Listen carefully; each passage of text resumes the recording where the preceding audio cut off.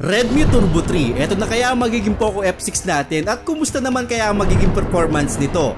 Meron tong Snapdragon 8S Gen 3, naka-AMOLED display with 120Hz na refresh rate at ang protection nito matibay-tibay talaga, Gorilla Glass Victus na. At sa camera naman meron tayong 4K at 60fps, well check natin yan mamaya. Kaya samahan nyo ako sa video nito, mag-test tayo ng maraming games, i-check natin yung temperature at marami pang iba. Kaya sa mga bago, huwag nyo kalimutan mag-subscribe at pinitin yung bell icon para sa mga ganitong unboxing reviews, bagong kalaman at katrantaduhan sa channel na to. So like, comment, tsaka subscribe lang at bagong lahat, pasalamatan muna natin ang ating munting sponsor. Kung naghanap kayo ng earphones, nagpadala sa atin ng Duzu. Ang tawag nila dito is the Duzu T10 True Wireless Stereo. So meron tayong box na ganito, sa loob ng box meron tayong charging case, medyo pahaba siya. Tapos meron tayong red indicator para makita natin kung nag-charge siya o hindi.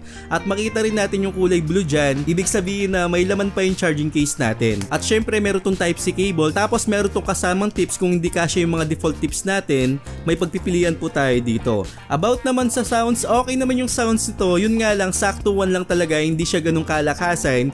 Medyo nagkukulang lang ako ng konting bass, pero yung treble tsaka mid saktong sakto lang. So meron na mga applications to para ma-enhance natin yung sounds at para mabalance natin kung anong gusto ng tenga nyo. At kung nagugustuhan nyo yung Bluetooth earphones na to, yung link ilalagay ko sa description. Okay, kumusta po kayo? Pag-uusapan natin ngayon yung Redmi Turbo 3 na magiging Poco F6 nga. Pero marami kayong dapat malaman sa video ito, kaya dapat panoorin nyo ng buo. At syempre bago natin pag-usapan yung performance, i-unbox muna natin. So sa box meron tayong nakalagay dito na Redmi Turbo 3 at medyo kakaiba yung box nito ha. May pagka-carbon fiber kasi yung tsura niya. Then sa loob ng box meron tayong free jelly case dito, kulay black yan. Tapos Type-C cable, SIM injector pin na may kasamang bayabas at 90 watts na fast charging. At ang pinakagustuhan ko talaga sa mga charging na ganito galing China, hindi na natin kailangan ng adapter kasi naka-US plug na siya. So yung mga pinapadala sa atin, kunwari magiging Poco nga to, yung charger nito is magiging European plug. So kailangan pa talaga natin ng adapter para dito. Pero dito sa mga China ROM, masaya ako na meron tayong ganitong plug. Pero isa pa, dahil China ROM nga yung Redmi Turbo 3, baka 67 watts lang yung makuha natin pagdating dito sa Poco F6. Dahil ganun talaga nangyari kapag ginagawa nilang global to. At isa pa, kung gusto nyo palang bumili ng phone na to, yung link ilalagay ko sa description. Nabili ko to sa AHH Xiaomi Manila. Yung presyo nito is around nasa 19 to 20,000. Well, kung malapit lang naman kayo dyan, at least makukuha nyo agad tong phone na to. Kung malayo naman kayo o hindi kayo makabili dyan, maglalagay po ako ng link sa description. Pero lagi nyo tatandaan na iba yung presyo dun sa store, ibang presyo dito sa online. So yung iba kasi medyo naguguluhan sa ganun. Medyo may kamahalan ng konti kapag nasa store na yan. So lagi nyo pong tatandaan yun. Well anyway, pag-usapan muna natin yung build quality nito. Actually, nagustuhan ko yung itsura nito over dun sa Poco F5. Yung back panel niya may pagka metallic gold, parang ganun, o silver, parang naghalong ganun. Tapos hindi siya fingerprint magnet. Pero yung camera module niya, hindi siya nalalayo talaga sa Poco F5. Medyo may kalakihan lang ng konti, lalong-lalo na yung flash dito. Pero nagugustuhan ko naman yung design, nastig naman siyang tignan. At may nakalagay dito na Redmi, medyo malinis siya, wala siyang masyadong mga sulat-sulat dito. At dun sa baba naman, meron tayong speaker, Type-C port, microphone, at SIM card tray. Sa taas naman meron tayong isang speaker dito, dual speaker po to, isang microphone at hindi mawawala dito yung IR blaster niya. Kung sakaling mag-remote tayo ng mga TV, electric fan, aircon, magagamit po natin yung IR blaster. At kung gusto nyo magpatay ng mga TV sa mall, pwede rin po. Sa kabilang side naman yung power button tapos volume rocker natin. Sa kabilang side wala tayong mga button dyan. At yung fingerprint scanner nito is under display na at mabilis-bilis naman po yan. At isa pa, yung back panel nito is made of plastic, pati po yung mga frame niya sa gilid. At nakita nyo na ako nung makukuha nyo, pag-usapan naman natin yung performance nito. Yung Snapdragon 8S Gen 3, hindi nalayo yan sa Snapdragon 8 Gen 2. Actually, malakas po talaga yung Snapdragon 8S Gen 3. Medyo underclock lang ng konti, parang 3.0, unlike dun sa Snapdragon Gen 2, nakaka 3.2 po yun. Pero dito 3.0, malakas-lakas na po yan. At ang nakuha natin ang 2-2 score, nasa 1,400,000 points. Actually, malakas-lakas po yan. Compare natin sa Poco F5 dati na nasa 900,000 points lang o parang nasa 1 million na. Pero dito sa phone na to, yung 2-2 score na nakuha natin, parang pang flagship na. So, malakas-lakas po talaga. Pero iba pong usapan yan sa actual gaming. Mag-test tayo ng mga games ngayon. Mag-umpisa tayo sa Mobile Legends. Sa Mobile Legends, Legends ang nakuha nating settings dito. Sa graphics nakakuha tayo ng high at sa frame rate high lang din. Well, ibig sabihin hindi pa tayo makakuha ng mataas na frame rate at hindi pa optimize yung mga settings nito sa 8S Gen 3. Dahil bago pa lang yung chipset, kailangan pa natin ng konting panahon para ma-optimize lahat ng games na yan. So sa paglalaro ko naman dito, nakakuha tayo ng 60 frames per second, which is yan talaga yung makukuha natin sa Mobile Legends dahil nga nasa high lang yung frame rate natin. At wala ako naging major frame drops dito sa paglalaro ko sa Mobile Legends. Talagang playable po siya kasi malakas-lakas nga yung GPU nito at lalong-lalo na yung CPU. Kung makikita nyo dito sa Antutu score natin, mas mataas po yung GPU na nakuha natin compare sa CPU. So kayang-kaya po yung Mobile Legends, wala kayong magiging problema. Pero ang nakuha kong temperature dito, medyo may kataasan siya. Nakakuha tayo ng 43 degrees Celsius, which is given po yan dahil sa init ng panahon. Kasi habang nag-review tayo, wala tayong aircon o electric fan para makita nga natin yung actual na performance o actual na temperature dito sa paglalaro natin sa phone na to. So kung hindi naman talaga kainitan, siguro makakuha ko dito ng mga 41 degrees Celsius at okay na po yung temperature na yan para sa laro na to. Pero syempre, ano ba naman yung Mobile Legends? Kung kaya niya sa Mobile Legends, i-check naman natin sa Genshin Impact. Sa Genshin Impact, nasa high settings tayo dito. Well, sa umpisa nakakuha ko ng mga 50 to 60 frames per seconds, pero medyo bumabagsak po siya ng pakonti-konti, hindi siya stable talaga sa 60. Unlike sa Snapdragon 8 Gen 2 sa mga games na tinest ko doon, talagang stable po yung Genshin Impact doon at nakakuha po tayo ng mga 60 frames per seconds na stable. Pero dito habang naglalaro ako, nakakuha ako ng mga 50 to 60. Actually paikot-ikot siya dyan, hindi siya nag-stay talaga. After 15 minutes lang, nag-frame drops po siya ng mga 40 to 50, which is okay lang sa akin. Hindi naman siya major frame drops para sa akin, pero yan yung nakuha natin dito, 40 to 50. Pero ito guys, ang nakuha kong temperature medyo may kataasan talaga.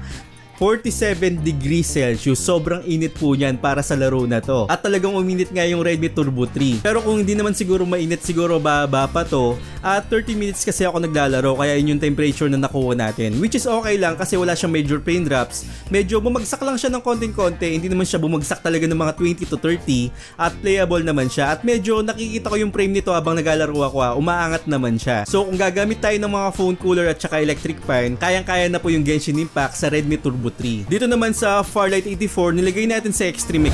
Ito, alam nyo naman na kahit anong game, suminit talaga kapag nilagay natin sa Extreme sa Farlight 84. At dito, naramdaman ko talaga na sobrang daming frame drops. Medyo nakakuha naman siya ng mga 100, pero bumaba pa rin siya ng mga 60 to 70 to 80 at paikot-ikot po siya dyan. Pagkatapos ng 3 minutes lang bumaba na siya ng 60 frames per seconds, minsan 50 to 60. Medyo hirap po siya talaga sa Extreme. Pagkatapos ng isang games dito sa Farlight 84, ang nakuha nating temperature is nasa 45 degrees Celsius. So gagamit tayo ng phone cooler kung maglalaro tayo ng Farlight 84 at lalong-lalo na sa Genshin Impact. Ito yung bagong laro natin, Warzone Mobile. So dito yung settings natin is nasa high lang, tapos nakakuha tayo ng 60 frames per seconds. Actually hindi pa talaga optimized tong games na to, lalong-lalo na naka Snapdragon 8S Gen 3 tayo na bagong chipset nga. So dito hindi ako masyado nakakuha ng magandang frame, which is playable naman siya pag atyagan mo talaga. Medyo may frame drops ako nakita dito, 30 FPS. So yan lang talaga yung nakakuha natin at medyo hindi ko pa nagugustuhan talaga yung graphics na nakikita ko dito. At kung sakali kapag Poco F6 na nga to, sana ma-optimize na siya. Pero sa ngayon hindi pa masyadong optimize. Kailangan pa talagang ma-optimize to. Sa Call of Duty Mobile naman, yung graphics natin dito is nasa low, tapos yung frame rate natin is nasa ultra. Which is dito nakakuha ko ng magandang frame, 80 to 90 frames per second at playable to sa Call of Duty Mobile. So sa mga player po dyan ng CODM, wala kayong magiging problema sa laro na to. At dito naman sa Wild Rift, nilagay natin sa 120, yung graphics naman natin is nasa high. Minsan umaabot po siya ng mga 100 at hindi ako nakatungtong ng 120 dito. Pero sa paglalakad pa lang, nasa 90 na. Kapag clash naman, 70 to 80 frames per second yung nakukuha ko. Which is nakikita ko naman playable siya at wala siyang major frame drop. Pero nung last minute na, nakakuha ko ng mga 60 to 70 frames per seconds at masabi ko naman na playable siya at normal naman talaga sa kadsaran ng mga games, lalong-lalo na kapag tumatagal, na makakuha tayo o bumaba yung frame natin sa mga gatong laro. So playable po to sa Wild Rift. Sa Punishing Grey Raven naman, medyo hindi ako nakakuha ng 60 frames per seconds dito habang naglalaro ako. Kahit na nilagay natin sa high settings, ang nakukuha ko lang dito is 40 to 45 frames per seconds, which is para sa akin playable naman po siya at wala naman siyang major frame drops. Sa PUBG Mobile naman, nasa smooth tayo tapos extreme yung frame rate, pero ang nakukuha natin dito 50 to 60 frames per seconds at playable naman siya. Sa nakikita ko, kayang-kaya naman yung PUBG Mobile dito. Okay, ang masabi ko lang sa performance ng phone na to, to, kailangan pa ma-optimize yung mga ibang bagay at alam ko naman na bago pa yung Snapdragon 8S Gen 3, kaya sure naman tayo na maayos siya pagdating ng araw, lalong-lalo na magkaka-global nga tayo dito. Pero ang mga advantage talaga ng mga China ROM, nauuna sila sa updates at nabibigyan tayo ng matinong updates unlike sa global. So kung di kayo makapagantay ng Poco F6, pwede nyo nang bilhin to at sure ako na mas mabilis yung charging speed nito compare dun sa global na darating sa atin. Then syempre nakakatulong din yung game turbo natin dito, yan yung itsura niya at magkaiba yung global na game turbo compare dito sa China ROM natin. At may mga ibang settings to, marami tayong mga settings dyan at lagi ako naka-ultimate mode kapag naglalaro ako. Kaya siguro dagdag init din yun habang naglalaro tayo sa phone na to. At para magka-Play Store tayo sa Redmi Turbo 3, kailangan nating i-activate o i-update yung Play Store dito sa Get Apps niya. Actually napakadali lang. Tapos yung mga ibang apps na hindi natin kailangan, pwede natin yan install. Actually marami-rami yan. Yung mga Chinese applications, pwede nating alisin dyan. Sa display naman, maganda yung display nito. Flat display lang siya, maninipis lang yung mga bezel pati dun sa baba. Hindi siya masyadong symmetrical pero okay na, maganda yung display. At malaki-laki naman yung display dahil meron tayong 6.67 inches AMOLED display with 120Hz na refresh rate. Actually malaki talaga yan. At yung protection nito sa display, naka-Victus na tayo, mataas-taas po yan at matibay-tibay. Pero glass pa rin, kailangan natin ng tempered glass. At gusto ko rin malaman nyo na naka-IP54 dust and water resistant na rin to. So kahit na maulunan tayo o mabasa ng ulan, okay na okay pa rin tong phone na to. Then sa display pa rin, marami tayong pagpipilian na color scheme dito, depende sa gusto nyo. Actually napakarami, may vivid, saturated, may mga advanced settings pa. At dito sa phone na to, meron na tayong AI image engine. Ibig sabihin magkakaroon tayo ng super resolution, AR, HDR enhancement para mas maliwanag o mas maganda yung mga pinapanood natin mga videos. Meron tayong ganyan. Yun nga lang napansin ko, wala tayong MEMC features sa phone na to. So yun yung missing dito. Pero okay na to, at least maganda naman yung pagka-AMOLED niya, black is black talaga, saturated yung mga kulay at kahit anong angle, maganda siyang tignan. Yun nga lang eto, pagdating sa Netflix, naka L3 certifications lang tayo, hindi siya level 1. Yun yung nakita ko isang cons dito, hindi tayo makakapanood ng Full HD pagdating sa Netflix, pero sa YouTube makakapanood tayo ng 4K at 60fps at HDR na rin yun. Pero dito kasi sa phone na to, kung sakali magiging global siya, feeling ko magiging L1 naman siya. So sana sa next update magkaroon na tayo ng L1 dito sa Redmi Turbo 3. At updated na rin yung OS nito, HyperOS, under Android 14 na rin po tayo dito. Pero ang pinaka nagustuhan ko dito, hindi nila inalis yung video toolbox. Meron tayong play video while screen off na wala na sa global room na pinaalis ng Google. So dito at least meron pa rin tayo kasi hindi naman gumagamit talaga ng Google to, parang in-update lang natin, kaya meron pa rin tayong video toolbox na play video while screen off. Actually marami tayong mga settings dito, mga Dolby Vision at kung ano-ano pa. Kayo na yung balang maglaro dyan kung ano yung mga gusto yung settings dito. Okay, eto, pagdating naman sa camera, malaking improvement to dun sa Poco F5 kasi mas nagugustuhan ko yung nakikita ko dito, hindi masyadong saturated, sakto-sakto lang, parang nagiging neutral siya. May mga part na yung iba saturated, may mga part na nagkukulang ng kulay, pero mas nakakatulong dito kapag gumamit tayo ng EB mode o dito sa ma-adjust mo yung exposure natin, mas makukuha natin yung kulay o liwanag na gusto mo dito. Actually parang ikaw na yung mag-e-edit, depende sa liwanag na gusto mo. So kung mapapansin nyo, meron tayong ganyang mode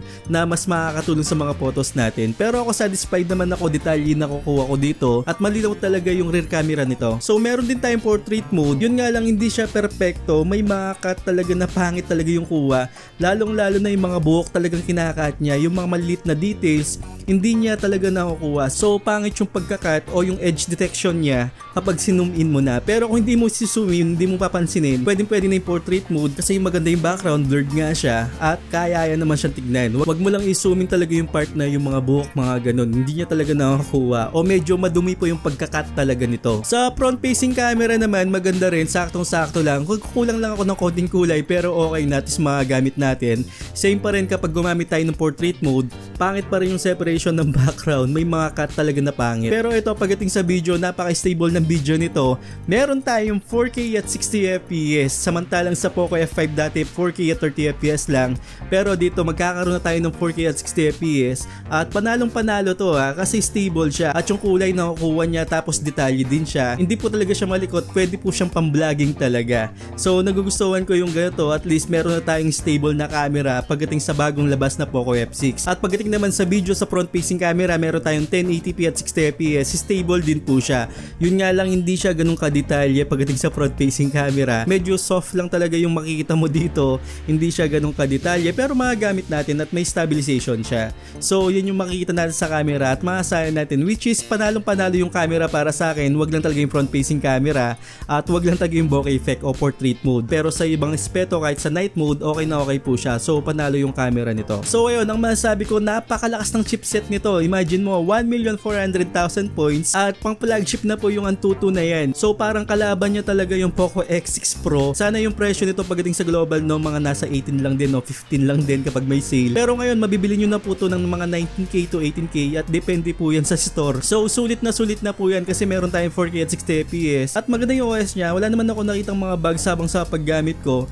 Maliban lang dito sa naka-China ROM tayo, yung mga Bluetooth words ng mga naka-install dito kailangan nating burahin at yung keyboard kailangan nating palitan. Pero pagkatapos doon, okay na po yung phone na to. Actually, napakaganda talaga ng design nito, napaka-decente at hindi mo isipin na mataas yung Antutu score nito kung titignan mo lang sa back panel. Ayun, yung link ilalagay ko po sa description kung saan ko nabili tong phone na to. At sa mga bago, huwag niyong kalimutan mag-subscribe at pindutin yung bell icon para sa mga ganitong unboxing reviews, bagong kaalaman at katarantaduhan sa channel na to. So sa mga nasa premiere, maraming salamat po. Once again, ako po si Paul.